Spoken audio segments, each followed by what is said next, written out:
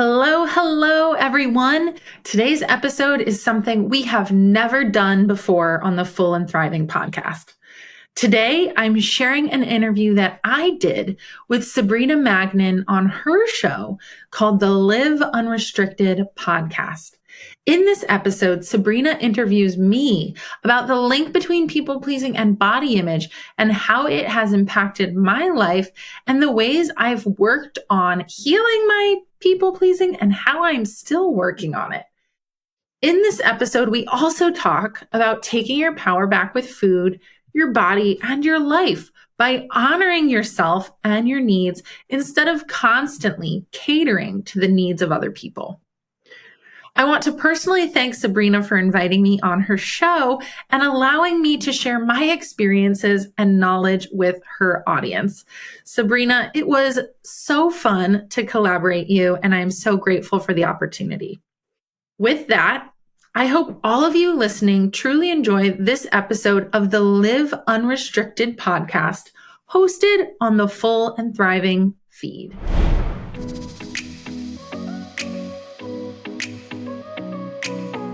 All right, Meg, I am so happy to have you on the podcast and to be talking about body image and the link between body image and people pleasing. As you and I both know, I'm sure that you see this in your clients all the time. People pleasing can really be intimately involved in how we see our bodies and how we manipulate our bodies. So thank you so much for being here. Oh, well, you're so welcome. I'm so grateful to be on the show and to be talking about this. I truly have always been unpacking the roots of my eating disorder history. And the more I look into people pleasing, the more I realize it was a major root for my eating disorder and a root for many other personal life struggles that I had to overcome. So I am so ready to be an open book with you today. I love that. So can you start by telling our listeners what they can expect to learn from you today and how might their life change by taking what they learn and applying it to their life? Yeah. So I think the number one thing that your guests are going to learn today is, first of all, that awareness. So what exactly people pleasing is, how does that look in life, period?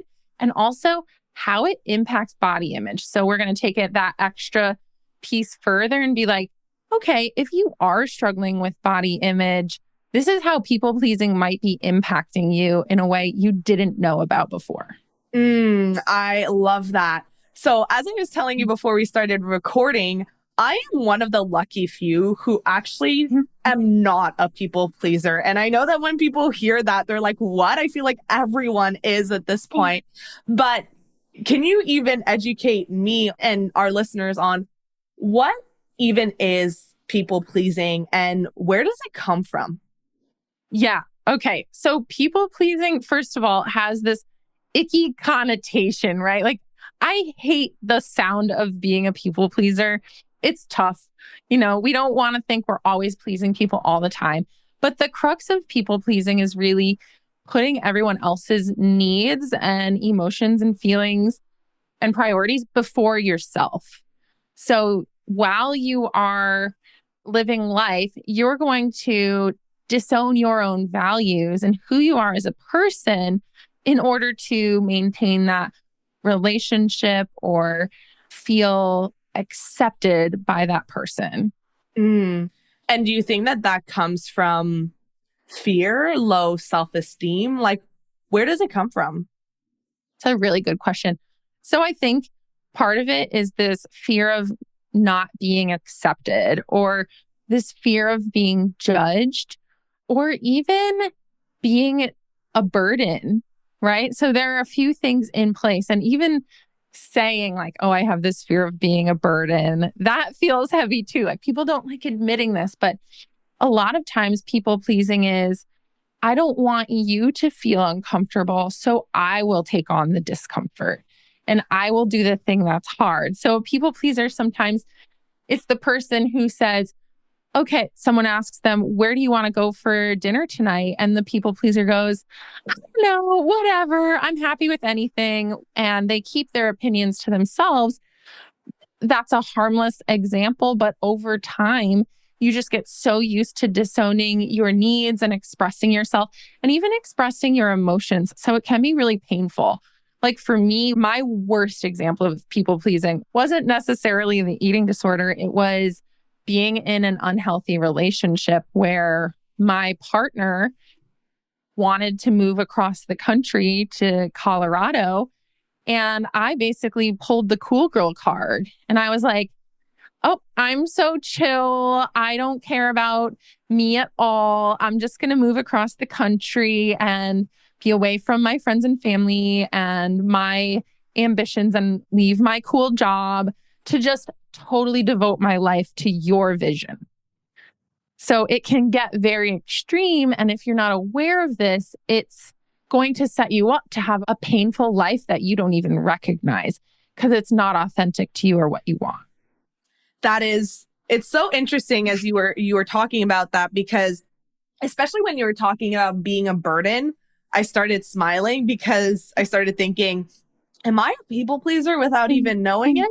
Because I can definitely relate to this fear of being a burden and doing the hard things because I don't want to give it to someone else, right? And I was the youngest of 5 kids. And so I really often felt like I was a burden. And this wasn't intentional, but I'm starting to see how, okay, maybe there are some people pleasing traits in me and I didn't really know it. So I'm thinking for any of my listeners who are like, I don't know if I'm a people pleaser or not, what are some like signs and symptoms of it? Yeah. So I would say, first of all, signs and symptoms with people pleasing, again, it's always making sure, like a really simple example is trying to maintain the peace at all costs. So you lose your voice, right? So maybe you're in a work meeting and someone says something that is a bad idea and you're like, that's going to suck for the company. You don't say anything because you want to maintain the peace, right? There's also lack of boundaries. That's another one. So maybe you have this family member who's always asking you for favors and it's super draining to you and you feel taken for granted, but you're not going to say no or set limits around that because you don't want to hurt their feelings or like rock the boat, right? So then, those are really good examples. It's always about, again, another example is trying to control how you are perceived as well, right? So that's maybe the third example and that's where body image comes in, is I want this person to like me and accept me. So I'm going to do everything in my power to be likable to them, whether that's authentic to me or not. And that's where I feel like people pleasing and perfectionism come into play. Is like perfectionism also has this way of controlling how you're perceived. So I find there's a lot related. Absolutely. And when it comes to people pleasing, and if we start talking about body image and trying to control how people perceive you, I was actually having this conversation with a client last night. And would you say that a lot of it comes from giving your power away, your power of the weight of your own opinion and your own perception about yourself, and giving it to others and thinking that if I get their validation, then I will start feeling good about myself? Yes, I think seeking validation is a great example of another trait of a people pleaser, right? So you are constantly, as a people pleaser, giving your power away so that people like you more, they respect you more, and they accept you more. And that validation is a great way to feel good about yourself. So a people pleaser doesn't necessarily feel good about themselves without that validation, right? So I struggled with feeling good about myself if people didn't like me, or if someone had a bad opinion about me or a negative opinion about me, that would really impact me. So the opinions, thoughts, and feelings that other people had about me were really important. Yeah. So tying it back to body image, I was, I'm almost 6 feet tall.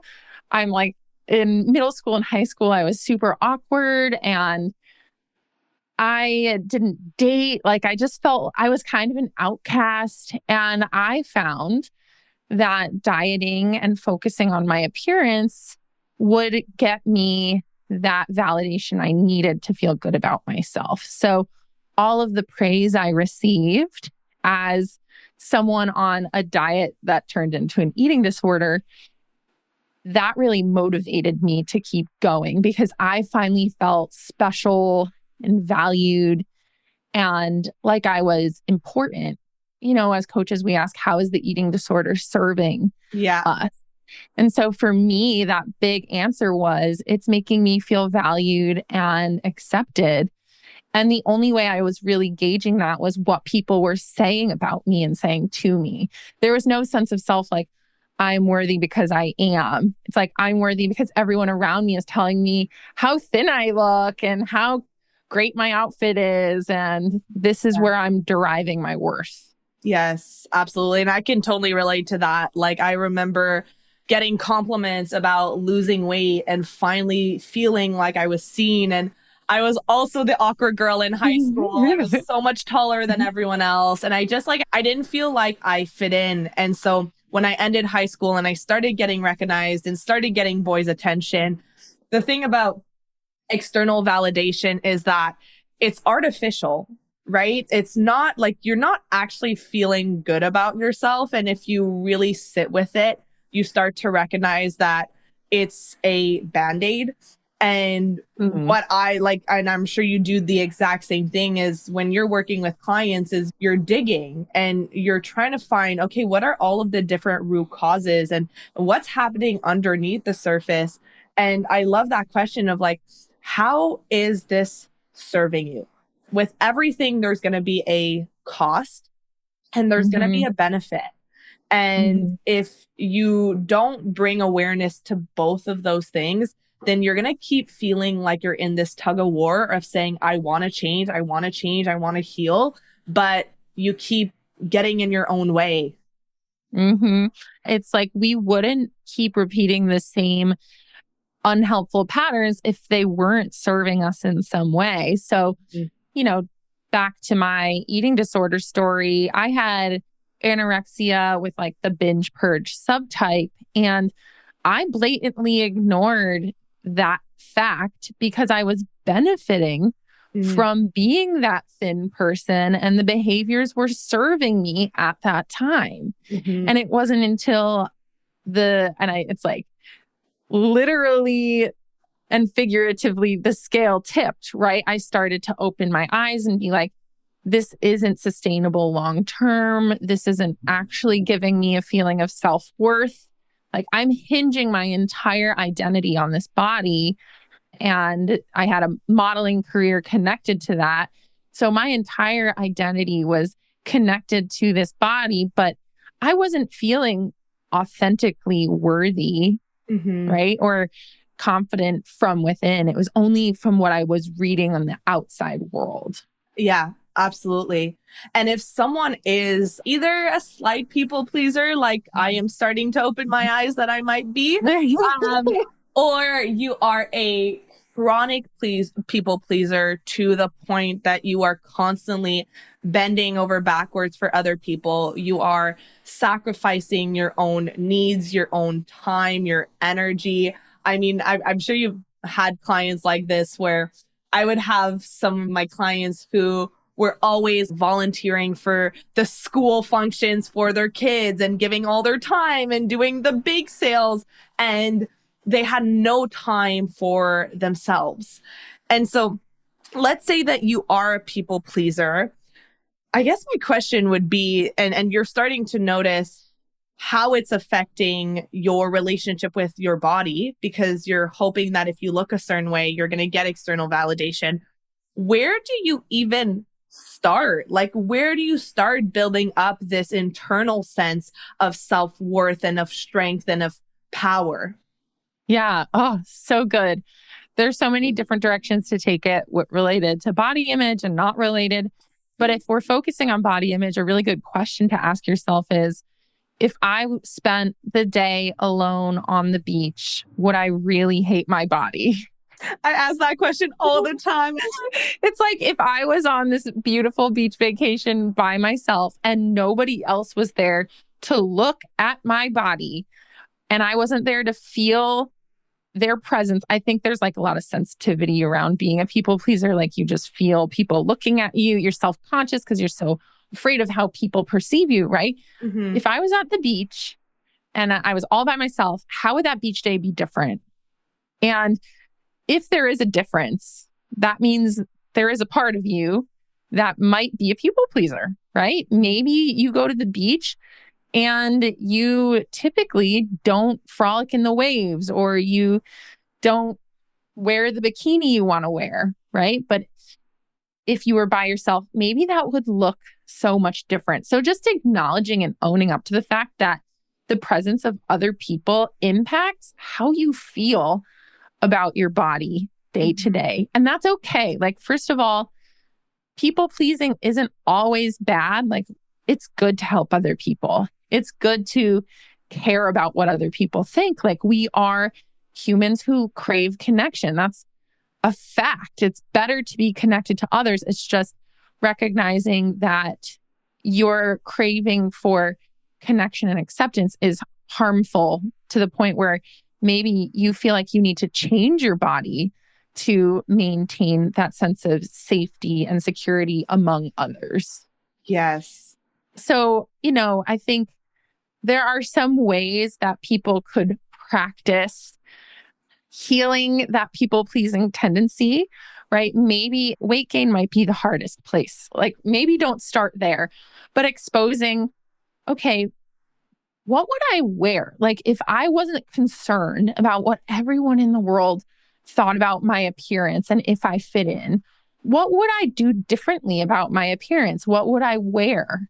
And that's an interesting question to think about, because when I ask my community this, they come up with really interesting things. Like, some girls are like, you know what? I think I would wear more makeup or lipstick, but I'm always concerned about looking like I'm trying too hard.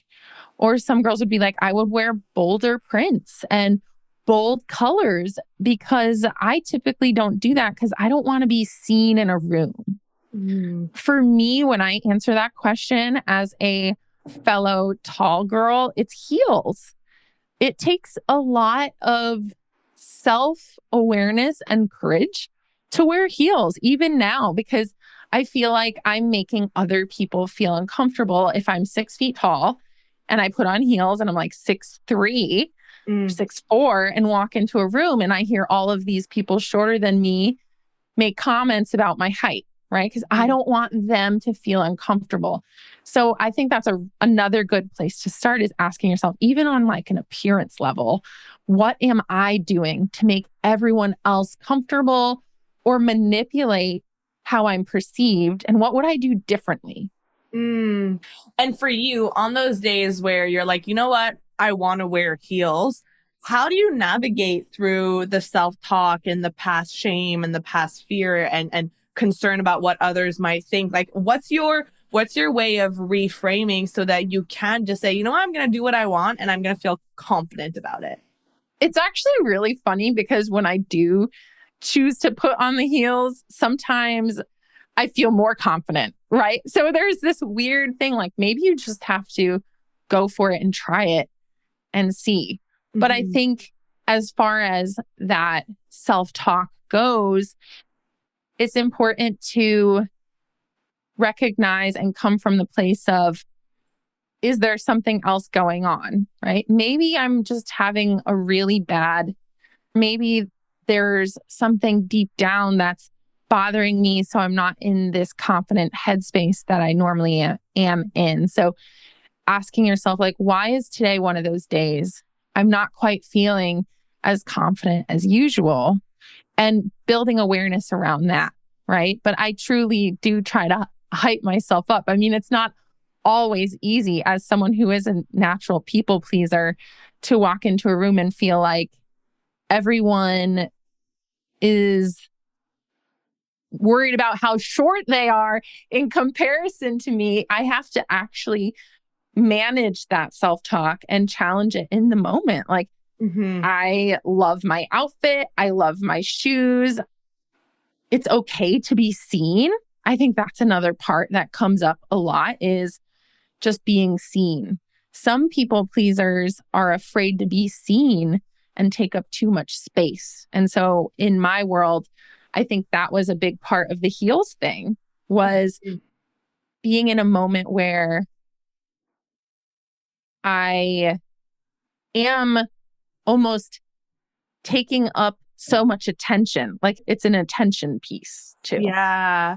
So there's two things that I like a lot. No, there's two things that I wrote down that I wanted to touch on.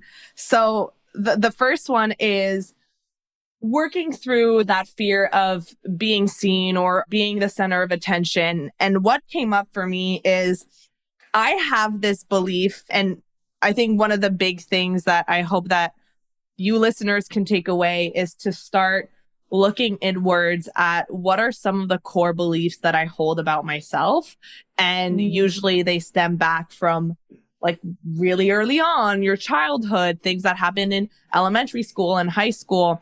And for me, this is something that is so not a truth as an adult, but it's still present. And I have to keep reminding myself of it. I have this core belief that I'm only invited to things as a pity invite, which is like so far from the truth. And like, I always I know that when I go somewhere, people are so happy to have me there, but it usually is around people who I'm a little less comfortable or familiar with. If I go to an event or a social situation, I have to talk to myself before I go, and I have to set intentions and kind of like seed in some new beliefs. And one of the most important ones is I just keep reminding myself, people are so excited for you to be there. Yes. And I keep reminding myself that, because what happens is when you then show up and you have this mentality of that people are so excited for you to be there, then you almost walk in as if, you know, when it's your birthday and people are waiting for you to show up, you walk in as if you're like, everyone is there, excited to see you. You show up differently. You're more confident. You're more yourself. You're authentic. Versus if I were to show up with the mentality of this is a pity invite, I'm going to show up. I'm going to be quiet. I'm going to be reserved. I'm not going to want to speak up and be loud or be myself. And then that's going to perpetuate the belief that no one wants me to be here. What you think, feel, and say to yourself makes all the difference. And I completely agree with, first of all, approaching a social situation, reframing that mindset is so important. And while you were talking, I was thinking like, okay, in my case with the heels, I think it's about fear of being judged, right? Again, it's that fear of being perceived. Maybe it's like, she's too much. She's trying too hard, whatever it is. Like, what are you afraid of going into that situation? What is your brain telling you? And then trying to find that redirected thought, which for me might be something almost comforting, which is people aren't focusing on you as much as you think. Yes. Right. And I think a lot of people pleasers feel like there's a lot of focus on them in the room and how they're behaving and if they're fitting in properly, when really most people aren't paying that much attention to you after all. Yeah. I had one of my clients who's a teacher, and she had one of those like award ceremonies at the end of this year. And she never wears anything that shows her legs or anything that shows her knees. And this is the first year after doing a lot of body image work. She said, you know what? I'm going to wear what I want. It is so hot outside. I'm going to wear a dress, and I am going to go into it with the mentality that no one cares as much as you think they do. Yes. And what she said was super interesting is when she got there, all of these kids ran up to her and said, like, we're so happy that you're here. And that was the second thing that I wrote down about what you said, which was go for it and try it.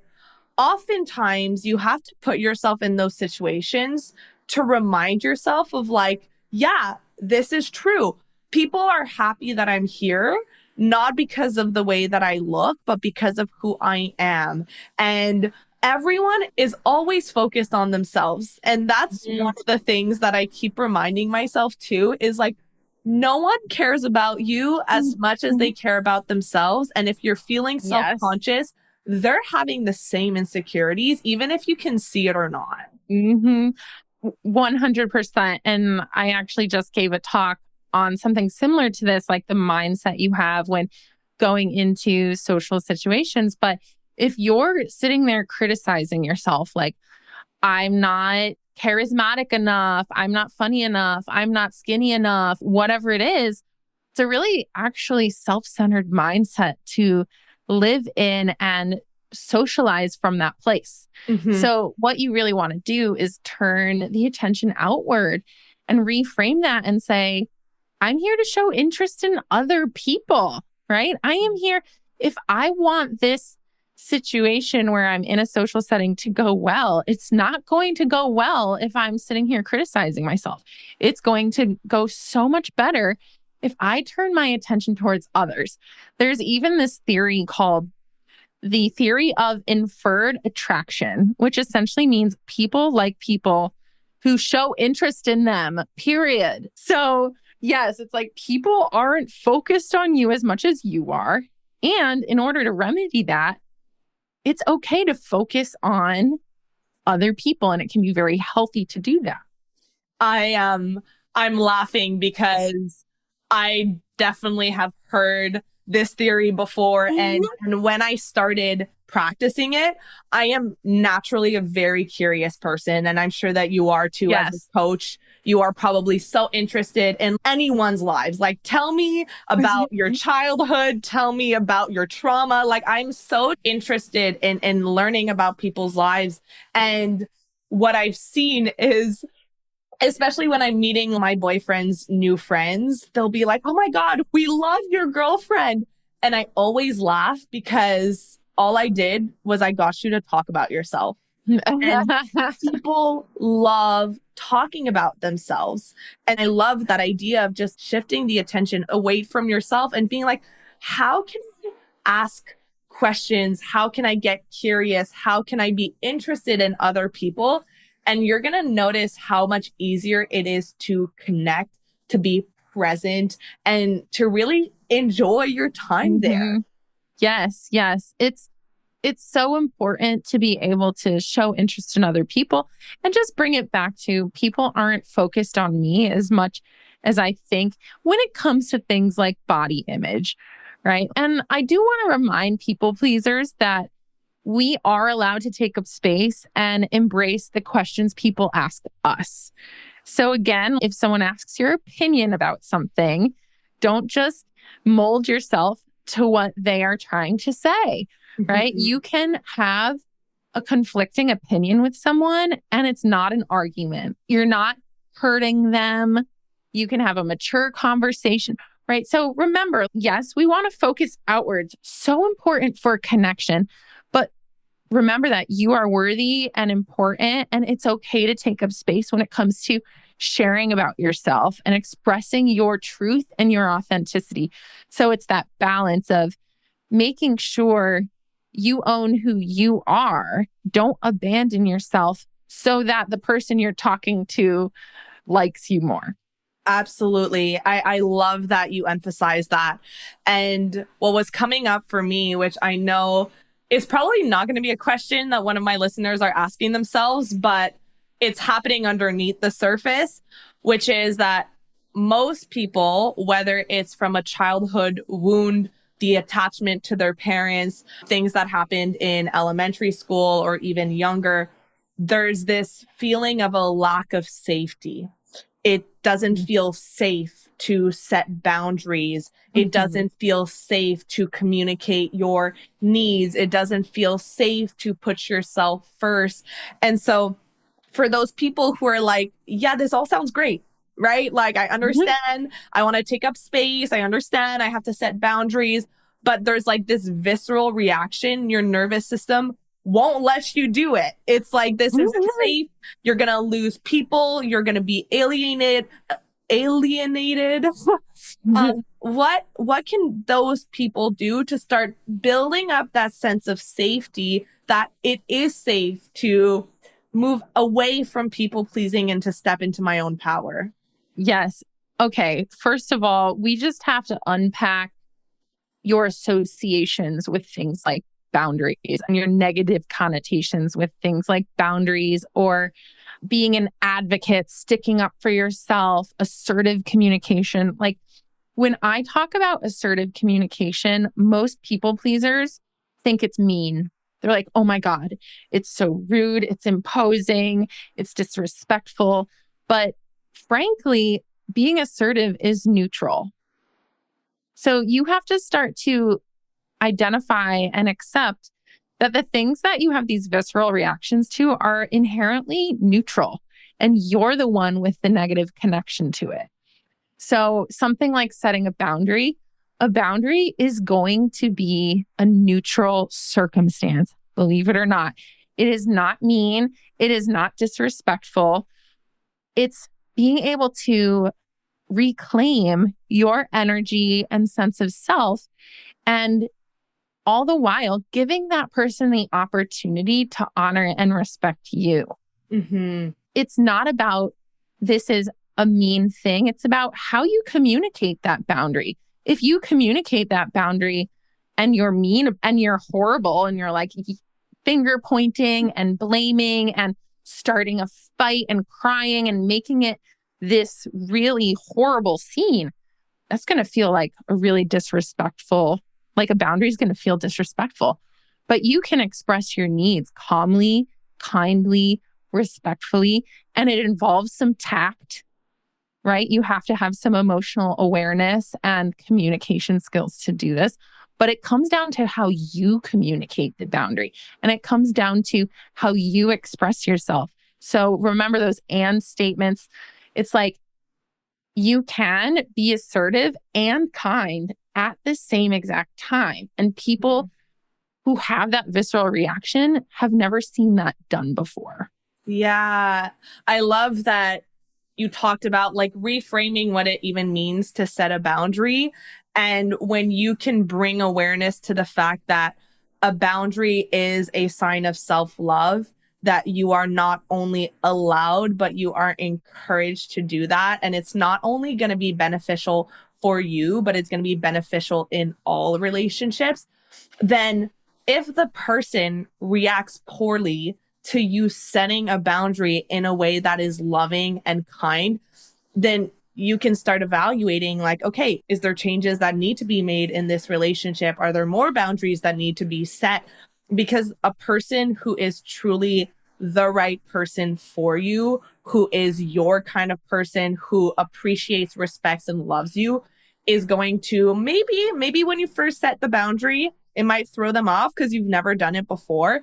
But if it's really someone who wants to stick around and have a relationship with you, it's like a really great filter, right? Because when you are a people pleaser, when you have no boundaries, what tends to happen is you're good with anyone, right? Like anyone can kind of stick around and be in your life. And I find that for me, especially, like I'm very selective about the people that I give my time and my energy to. I know that it's precious. And so I'm not going to be surrounded by people who don't respect me, who don't align with my values and the kind of life that I want to create. Yes. Healing from people pleasing involves recognizing that your needs matter. That's really it. It's like your needs, your values matter. So when you set that boundary, you're honoring your needs, maybe for the first time, but it's really important to practice that, because the more you do it, the more self-trust you have, the more self-respect you have. Like if you're someone who constantly gives other people permission to bulldoze over you and take advantage of you, you're going to be living in a state of resentment and energy drain. Mm-hmm. But by setting those boundaries or expressing yourself properly, you reclaim a little bit more of yourself back, right? Yeah. And you are healing in that process. And I'm telling you, it doesn't take much to start feeling the difference there. And then you realize this boundary is so necessary, even though maybe just a few months ago, it would have been really hard for me to say no. Oh my gosh, that's another sign you asked me in the beginning. Difficulty saying no. Yeah. Big people pleasing red flag right there. Yeah.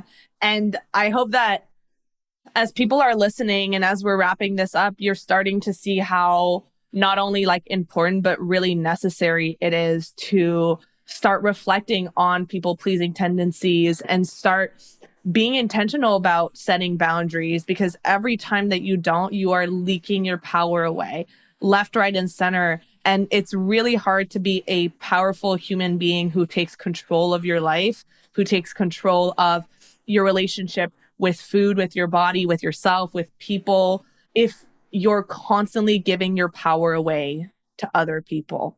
So I'm really glad that we talked about this. It's such an important topic. And thank you, Megan, for being so insightful and sharing everything that you know about your past and about how to start healing from people pleasing is so important. Oh, well, you're so welcome. It's been a total joy to be here. I love talking about this topic. You're a delightful host, and it's been so nice talking to you today. Thanks so much for being here. And lastly, for anyone who wants to find you and connect with you, where can they do that, Meg? Yes. Oh, thank you so much. So first of all, if anybody wants to find me, they can find me on Instagram, which is Meg_McCabe. Or I think if you want to learn from me at no cost, check out my podcast, which is Full and Thriving Podcast. Maybe some of you have heard it. I think we have some overlap with listeners, but I think overall, those are the two best places to start. Awesome. So I'm going to link all of that in my show notes for them to find you. Thank you so much for being here, Meg. I appreciate you. Oh, thanks, Sabrina.